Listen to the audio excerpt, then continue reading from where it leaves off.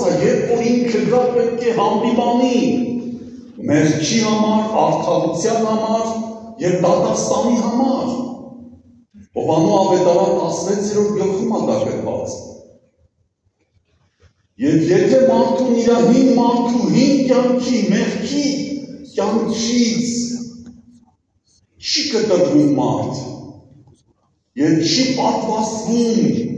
Քրիստոս անձի այդ աղբյուրից ծնվելու համար, այս մարդու կյանքը իրոք չեսնել չենք կարա ոչ մեկի փոխենք։ Մարդը ով է որ մարդուն փոխի։ Մարդը չի կարա մարդուն ասի մեղքից իրականից ազատի, մաքրի, սրբի, չի կարա մարդը սիրելիներ։ Մինչև չկապնվես կյանքի աղբյուրի հետ, քո կյանքը իրականից մեղքի դու կմնաս նորից ու նորից, այն մեղքի ստրուկ, ծառա, գերի, չես հասկանա, որ գնալ գալով չի միայն, մեր բոլոր խոսքերը, գործերը, գործելակերպը, մենք պետք է քննենք ու տեսնենք, մեր աղբյուրը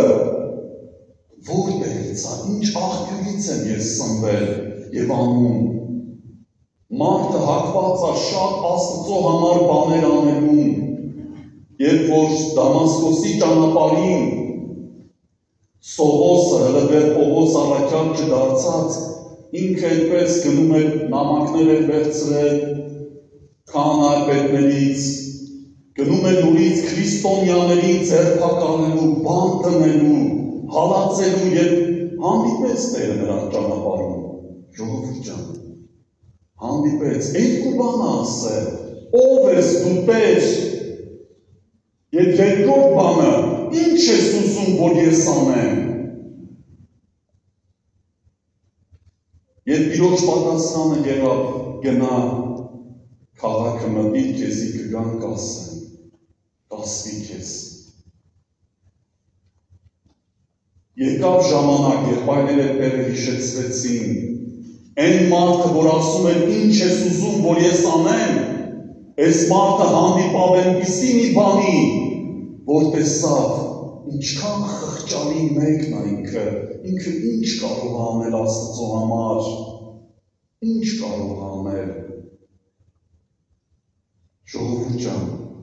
շատ կարևոր է քույրեր եղբայրներ, մենք մեր կյանքում տեսնենք ամեն օր այ եղբայրս կարդաց, որ ճշմարտությունը Հիսուսի մեջ է, ես իրոք կապված եմ Աստծո հետ, իմ աղբյուրը կյանքի, նա է, որովհետև դրանից շատ հետևանքներ կան, շատ բաներ է կատարվում դրանից հետո, հոգևոր քորի տակ շատ բաներ կարա կատարվի, իբր թե ցույց տամ, իբր ինչ-որ բաներ տեսեք մարդը, ծառայի եւ չարանա, ինչի չարացար, անառակ որ դու մեծ երկոր մասին եմ ես խոսում, ինչի չարացար, ինչի չես ուրախանում, քո հոր հետ, եղբորը գտնվելու փրկության հետ, ինչի չես ուրախանում, ինչի ես չարացել, ինչն է քո կյանքի աղբյուրը, ինչով ես դու սնվում, սնունդը ինչ է գալի քեզ, որ դու հանգստանում ես, հանդարտվում ես, ապրում ես, ինչ ես ուզում դու Աստծուց, սիրելիներ, միևնույն է անառակ որդում, այդ առակի մեջ, նույնիսկ ուրնել տրվել է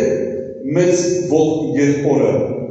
մեկը ինքը էլի չէր ապրելու, ժողովուրդ ջան, էլի չէր ապրելու, էլի կյանք չէր ունենալու, մենք շատերս մտածում ենք, որ ինչ-որ բաներ տրվի, ինչ-որ բաներ վերցնենք, ինչ-որ բաներ անի Աստված,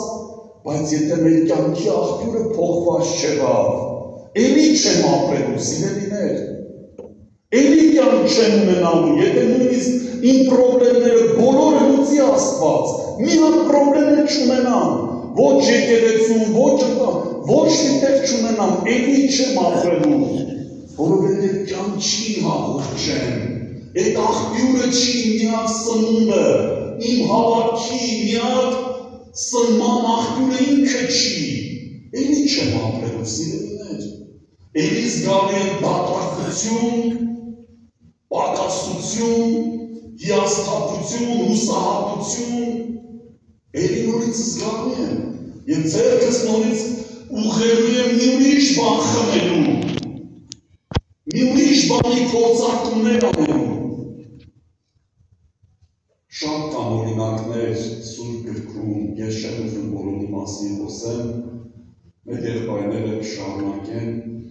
շատ բաներ, բայց իմ սրտին այս բանը կար, որ մենք բոլորս շատ կարևոր է,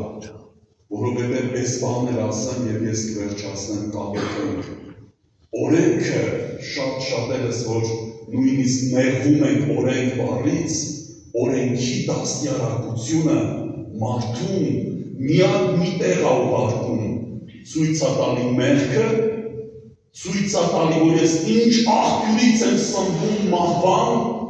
և ինքը ասում է, որ ես քեզ չեմ կարող տանել, դու գնա,